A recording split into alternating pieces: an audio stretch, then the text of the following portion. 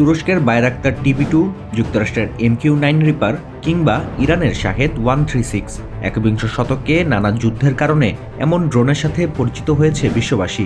আর বাংলাদেশের মতো তৃতীয় বিশ্বের দেশগুলো বনে গেছে ক্রেতা। তবে এক নতুন দিগন্তে পদার্পণ করতে যাচ্ছে বাংলাদেশের প্রতিরক্ষা খাত। চীনের সঙ্গে সামরিক ড্রোন তৈরির ঐতিহাসিক চুক্তি করতে যাচ্ছে অন্তর্বর্তী সরকার। এতে করে দেশেই তৈরি হবে অত্যাধুনিক সামরিক ড্রোন বা আনম্যান এরিয়াল ভেহিকেল, সংক্ষেপে UAV। দ্য বিজনেস স্ট্যান্ডার্ডের প্রতিবেদনে উঠে এসেছে এই তথ্য। প্রতিবেদনে উল্লেখ করা হয়, প্রস্তাবিত এই প্রকল্পের মোট ব্যয় ধরা হয়েছে ৬০৮.০৮ কোটি টাকা।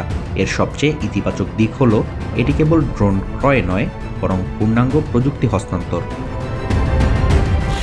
চীনের রাষ্ট্রায়ত্ত প্রতিষ্ঠান China electronics technology group corporation থেকে পাওয়া এই প্রযুক্তির মাধ্যমে বাংলাদেশ বিমান বাহিনী নিজস্ব কারখানায় ড্রোন উৎপাদন ও রক্ষণাবেক্ষণ করতে পারবে। ফলে চুক্তিটিকে দেশের সামরিক ইতিহাসে প্রযুক্তিগত সক্ষমতার এক বড় মাইলফলক হিসেবে বিবেচিত হচ্ছে।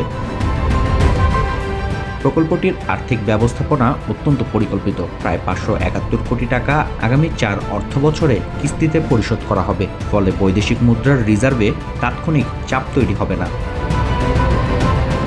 সবচেয়ে আশাব্যঞ্জক বিষয় হলো, এই বিশাল প্রকল্পের জন্য সরকারকে অতিরিক্ত বাজেট বরাদ্দ করতে হচ্ছে না। বিমান বাহিনীর নিয়মিত বার্ষিক বাজেট থেকেই এই খরচ মেটানো সম্ভব হবে।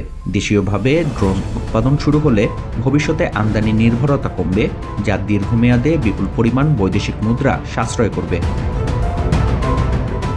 বর্তমান বিশ্বের পরিবর্তিত ভূ রাজনীতি ও আধুনিক যুদ্ধক্ষেত্রে ড্রোনের গুরুত্ব অপরিসীম। নিজস্ব উৎপাদন ব্যবস্থা থাকলে জরুরি পরিস্থিতিতে বিদেশি সরবরাহের ওপর নির্ভর করতে হবে না। এটি বাংলাদেশের আকাশসীমার সুরক্ষা নিশ্চিত করতে এবং গোয়েন্দা নজরদারি বৃদ্ধিতে বিমান বাহিনীকে এগিয়ে দেবে কয়েক ধাপ। আর দক্ষিণ এশিয়ার প্রতিরক্ষা প্রযুক্তিতে শক্তিশালী অবস্থানে পৌঁছাবে বাংলাদেশ।